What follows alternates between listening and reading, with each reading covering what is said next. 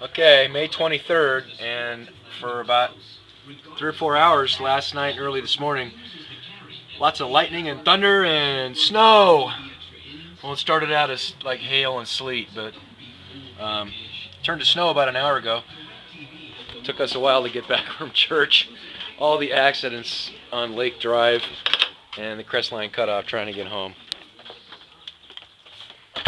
We were supposed to take Danny's Z-car back to him today, but not with the highway like this.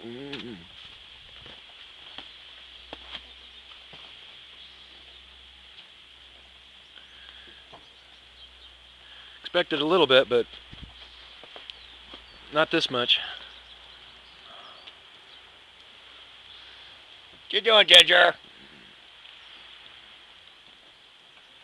You doing, Sheila?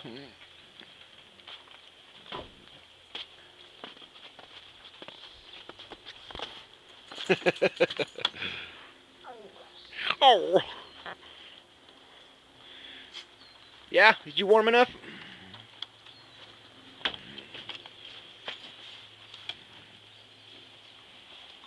Oh, we'll get his car back to him next weekend, I suppose. Got the chains on the little car. It's worked out great.